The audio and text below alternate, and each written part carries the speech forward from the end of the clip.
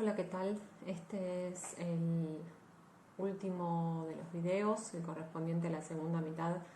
de la sexta de las clases del curso, en donde vamos a trabajar dos problemáticas estructurales y especialmente sensibles de la prisión argentina, a partir de dos textos que han trabajado específicamente las prisiones del Servicio Penitenciario Federal.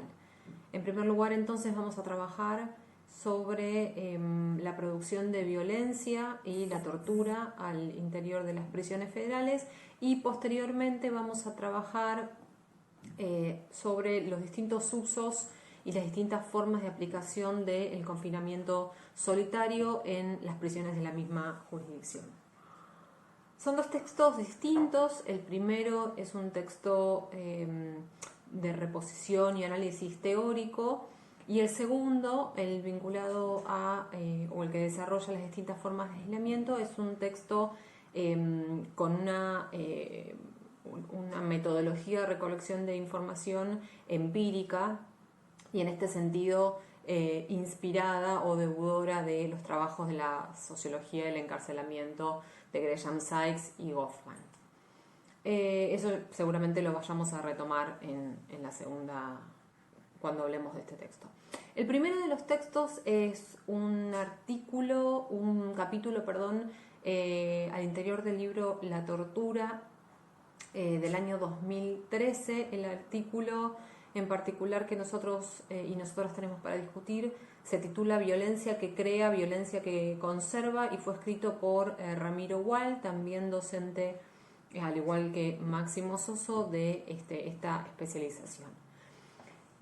El texto analiza los distintos usos de las agresiones o las distintas formas en que se utiliza el uso de las agresiones físicas al interior del Servicio Penitenciario Federal. Partiendo de la premisa de que la violencia es un mecanismo de gobierno y control de la prisión, va a identificar tres formas distintas en que se dan estas violencias en estas prisiones. En principio, la primera de ellas es la violencia institucional. De esta forma está definido, o así se define, el despliegue de la violencia por parte de los agentes penitenciarios sobre los cuerpos de las personas privadas de su libertad. La segunda de las violencias es la denominada delegada o tercerizada. En este caso son los penitenciarios quienes delegan la aplicación de la violencia en otras personas privadas de su libertad. Y en tercer lugar, la violencia habilitada, que es esta práctica que está por medio de la cual es el servicio penitenciario quien habilita el ejercicio de la violencia en determinados espacios y circunstancias. Por supuesto que todas ellas suponen una responsabilidad directa de los agentes penitenciarios y representan graves vulneraciones de derechos. El texto de Wall se centra en la primera de estas violencias, la violencia institucional, que el autor va a llamar también como sinónimo violencia directa. Comienza a mencionar el importante rol que cumplieron en los últimos tiempos los recientes trabajos de los organismos de control de las prisiones, que lograron visibilizar y por primera vez en la historia en la historia de las prisiones argentinas, poder dimensionar cuantitativamente sus propios registros de la violencia. La investigación, probablemente la más importante sobre esta temática, se publicó en el año 2009 bajo el título de Cuerpos Castigados. Es una investigación de la Procuración Penitenciaria de la Nación que reveló que el 64% de las 900 personas privadas de su libertad encuestadas, alojadas en el SPF, dijo haber sido agredidas por personal penitenciario. Esa violencia, además, en este texto o en este trabajo que cita Wall, se puede verificar que esta violencia es una violencia difusa que puede ocurrir en cualquier momento y en cualquier espacio de las prisiones, pero que sin embargo se concentra en 4 momentos en particular. El primero de estos momentos es llamado o conocido como la bienvenida. que funciona como una suerte de ritual de iniciación, y esto nos puede remitir, por supuesto, al trabajo de Erving Goffman. Es una suerte de ritual de iniciación frecuente y persistente, por medio del cual los agentes penitenciarios le expresan y demuestran su poder, por supuesto es una demostración exacerbada de su poder, a las personas recién llegadas. Esta particular forma de violencia, que se conoce con este nombre de la bienvenida, suele ocurrir durante los primeros momentos, apenas las personas privadas de su libertad llegan a las prisiones, un grupo de agentes penitenciarios los recibe aplicándole o haciéndoles vivir esta experiencia de violencia institucional, esta experiencia de victimización al momento de la llegada a la unidad, como una forma de demostrar y avisar que ahí, que en la unidad quienes mandan son los agentes penitenciarios. La segunda de las instancias o los momentos en donde se puede ver el despliegue de la violencia como especialmente concentrada son los momentos de cumplimiento de las sanciones formales de aislamiento. En estos casos, la violencia que acompaña el desarrollo de las sanciones formales de aislamiento funciona como una especie de suplemento punitivo para quienes violan las reglas de conducta o las reglas de convivencia internas de la cárcel, que se suman al confinamiento, por supuesto agravando ilegalmente la experiencia de ser castigado. La tercera de las instancias son las requisas ordinarias. Las requisas ordinarias son procedimientos de revisión y control de celdas, pabellones, pertenencias y los cuerpos de las personas presas, que buscan básicamente identificar la presencia de elementos no permitidos como alcohol, elementos cortopunzantes, drogas, celulares, y son procedimientos programados con una frecuencia pautada. Y se realizan o se desarrollan por medio de la entrada de un grupo de agentes penitenciarios que revisa el sector, el espacio, puede ser un pabellón, y posteriormente cada una de las celdas y cada uno de los cuerpos de las personas allí alojadas. La tercera de los momentos de concentración de la violencia institucional,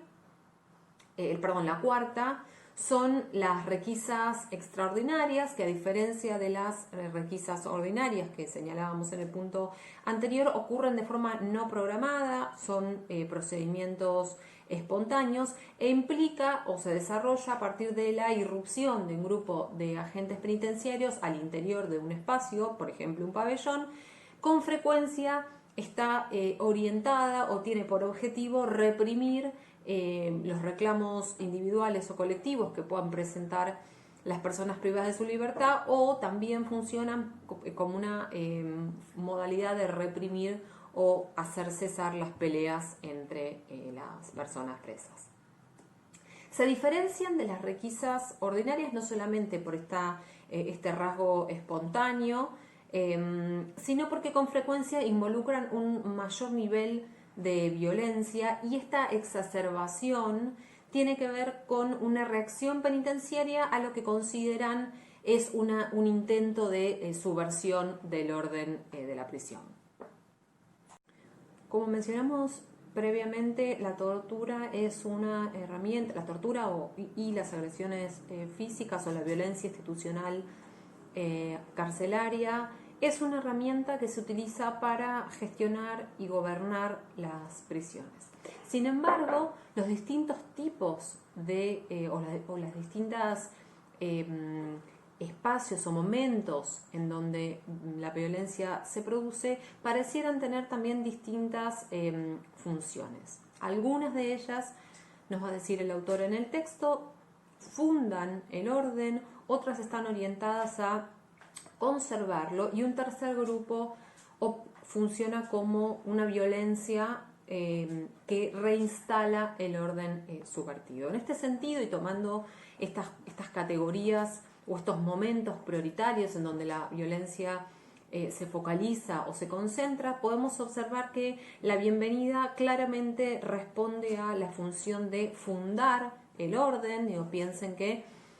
se producen, las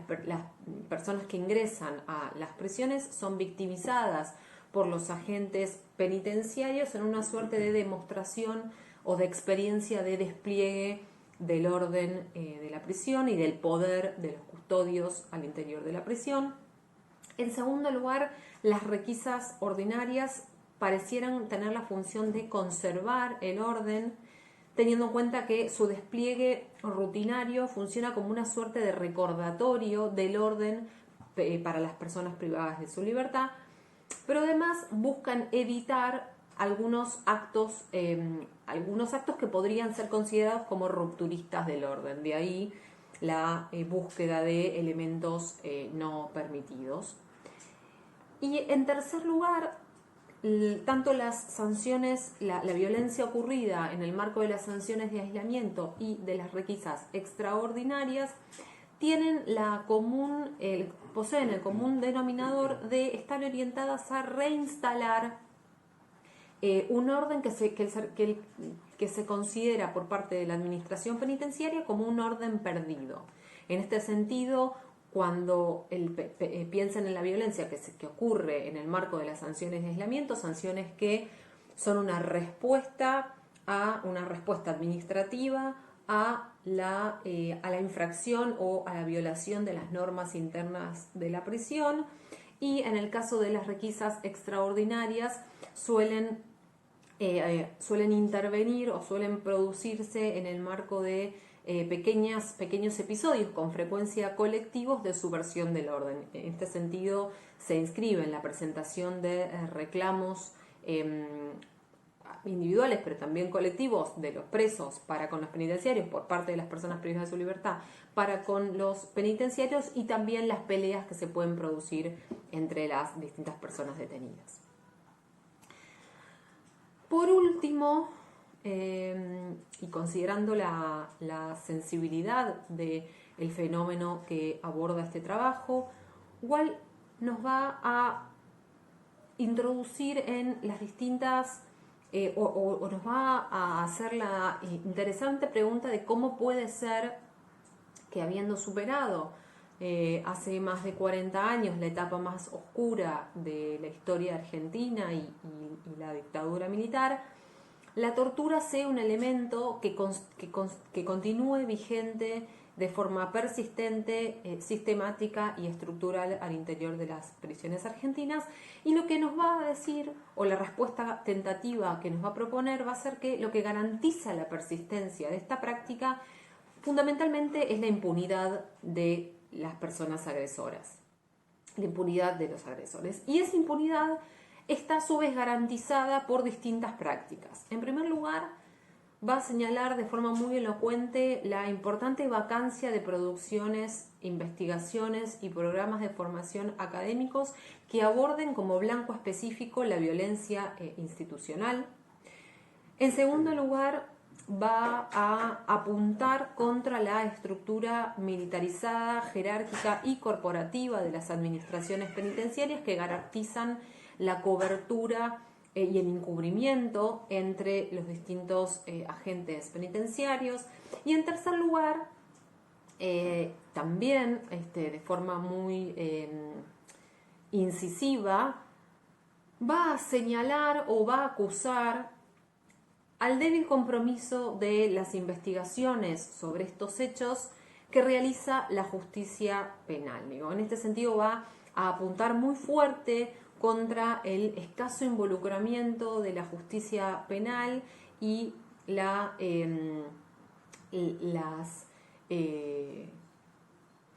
poco comprometidas o poco específicas o poco detalladas investigaciones que realiza la justicia en los pocos casos en que estos hechos finalmente se derivan en la denuncia penal de lo ocurrido. El segundo de los fenómenos o de las características que podríamos pensar como estructurales de las prisiones federales es el uso o los distintos usos del aislamiento solitario. Para poder avanzar respecto de este tema, les propongo discutir sobre un texto mío. En realidad es uno de los capítulos de mi tesis de maestría, por medio de la cual accedí al título de magíster en criminología. Y en este capítulo en particular les propongo trabajar sobre las sanciones formales de aislamiento. La tesis se llama Castigo y gestión, los usos del aislamiento solitario en las cárceles federales, y además de las sanciones formales de aislamiento, trabaja sobre lo que considero, sobre otras tres, que en su conjunto considero son las 4 formas más frecuentes y extendidas del uso del confinamiento solitario. Este capítulo que les propongo tiene por objeto abordar la única de las formas, la única de las modalidades, de estas 4 modalidades, que tiene legitimidad y funciona o se desarrolla como un aislamiento legal, que son entonces las sanciones formales de aislamiento. Como ustedes sabrán, el Servicio Penitenciario Federal, al igual que otros servicios penitenciarios de distintas jurisdicciones, posee potestad disciplinaria, es decir, tiene el poder punitivo para sancionar las faltas a las normas internas de conducta. El régimen disciplinario está regulado por la Ley Nacional de Ejecución Penal número 24660 y específicamente está desarrollada en el Reglamento de Disciplina para los Internos. Se prevé, en la normativa, la aplicación de sanciones de aislamiento está prevista para las infracciones de nivel de gravedad medio. En estos casos, o para este tipo de infracciones, se prevé un aislamiento que puede durar hasta 7 días consecutivos, pero también para las infracciones graves, y en este caso se extiende a 15 días ininterrumpidos. Al interior del amplio abanico de sanciones posibles, la de aislamiento es una de las más gravosas, solamente superada por los traslados a establecimientos con regímenes más severos. En las sanciones de aislamiento, en términos concretos, se desarrolla a partir de un encierro de 23 horas en celda individual, con una única salida diaria que tiene 1 hora de duración, en donde las personas se higienizan, acceden a agua, calientan agua para infusiones, hablan por teléfono. Por lo general, históricamente se desarrollaba al interior de pabellones destinados específicamente al cumplimiento de las sanciones de aislamiento, que en la jerga penitenciaria son conocidos como buzones, pero también en algunos casos podía desarrollarse al interior ante la falta de cupo o ante otras circunstancias que ahora lo vamos a ver. Existe la posibilidad de que ese aislamiento se desarrolle en la misma celda en donde la persona vive habitualmente. El procedimiento sancionatorio por ley prevé las garantías del debido proceso, es decir, se prevé que la persona sancionada pueda acceder al derecho a la defensa, pese a que ello en la práctica se realiza con enormes deficiencias y limitaciones. Y además el aislamiento posee otra característica, que es la de tener consecuencias posteriores que trascienden el mero cumplimiento de la sanción. En este sentido, inciden de forma negativa en las calificaciones trimestrales que son realizadas por el cuerpo de profesionales penitenciarios. Y en este sentido, al tener esta incidencia negativa, pueden entorpecer el avance en la progresividad de la pena, y esto tiene lógicamente un nocivo impacto en el futuro de las personas privadas de su libertad, porque puede reducir sus posibilidades de acceder a salidas transitorias o egresos anticipados. Respecto de las características que asume su desarrollo, se destaca que, destaco que el desarrollo de las sanciones implica una intensificación de las características de la vida habitual al interior de la prisión. En este sentido, esta intensificación tiene que ver con que los buzones o los pabellones de aislamiento se encuentran sistemáticamente, históricamente, en pésimas condiciones materiales, pero además, y nos podemos apoyar en el texto anterior, las sanciones de aislamiento, como vimos, son momentos de alta exposición o de una mayor exposición de las personas a ser víctimas de la violencia institucional. Considerando esta sobredimensionamiento de las peores características de la cárcel, es que varios autores han hablado del aislamiento en términos de que representa el encierro en el encierro o la cárcel al interior de la cárcel. En términos cuantitativos, en el Servicio Penitenciario Federal se aplican en promedio 5.000 sanciones de aislamiento al año que tienen una duración media o promedio de 5 días de aislamiento. El SPF aplica las sanciones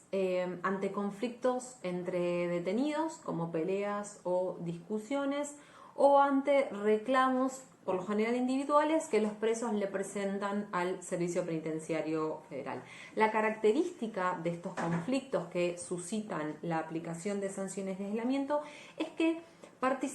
en estos conflictos participan por lo general un grupo reducido de personas, y eso facilita la rápida identificación del acusado, que es retirado de la escena y conducido a los buzones. A pesar de que el ejercicio disciplinario pareciera ser una dimensión en donde el poder de los agentes podría presentarse como, o podría parecer un poder absoluto o totalitario, aquí también yo pude identificar, a partir de las entrevistas con tanto personas privadas de su libertad como con personal penitenciario, también pude identificar la presencia de pequeñas y sutiles negociaciones entre presos y penitenciarios, de la mano de las herramientas conceptuales brindadas por Graham Sykes, otro autor que hemos leído y discutido en este curso. En el desarrollo de las sanciones también es posible ver distintas negociaciones que buscan, por parte de las personas privadas de su libertad, mitigar la profundización de los dolores o sufrimientos del encarcelamiento. En el texto yo propongo denominarlo como micronegociaciones, y con esa denominación señalo a los intercambios por medio de los cuales los presos se muestran especialmente obedientes o bien predispuestos para con el servicio, a cambio de que los agentes penitenciarios les dejen, por ejemplo, les dejen cumplir el aislamiento en su celda, considerando que, como les decía, los buzones son espacios en donde se encuentran en pésimas condiciones de infraestructura. También estas micronegociaciones buscan que se les permita, a las personas privadas de su libertad, se les permita llevar a los buzones más pertenencias que las mínimas que son habitualmente permitidas en estos casos, o por ejemplo que se les facilite el acceso al teléfono en otro horario que no sea durante el único recreo diario que tienen. Muchas veces estos recreos diarios son permitidos en horarios en donde es muy difícil comunicarse telefónicamente, a veces con las familias porque trabajan, pero a veces también con las defensorías y los juzgados, porque suelen ser por fuera del horario de trabajo de estas oficinas. Entonces también estas micronegociaciones buscan, por parte de las personas privadas de su libertad, acceder al teléfono por fuera de este único recreo que no tiene una duración, cuya duración mayor es de 1 hora. En resumen, más allá de estos ejemplos concretos de a qué me refiero cuando hablo de las micronegociaciones que se producen durante el desarrollo de las sanciones,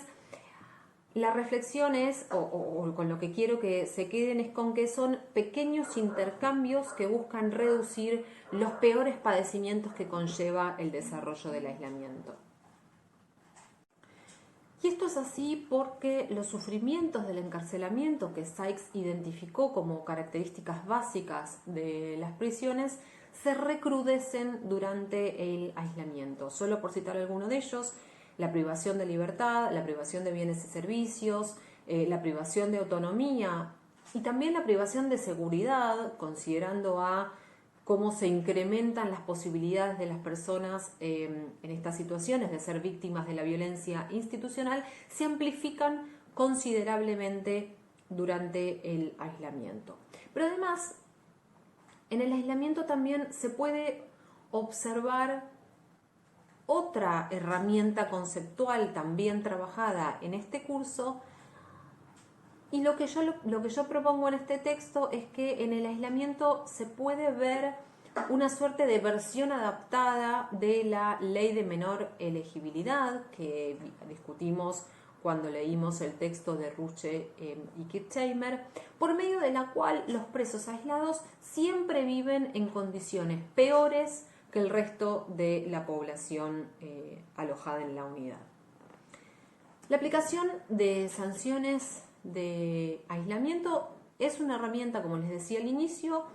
para el mantenimiento del orden de la prisión, que está orientada a mantener el orden al interior de una cárcel. Para producir ese objetivo perenne, ese objetivo que es el blanco de la administración penitenciaria, los agentes cuentan con una multiplicidad de recursos que yo propongo señalarlos entre los recursos punitivos y los recursos de gestión o manageriales. El aislamiento formal, no obstante, posee una naturaleza híbrida, ya que en su interior pueden verse ambos componentes. En este sentido, yo también, tomando otra vez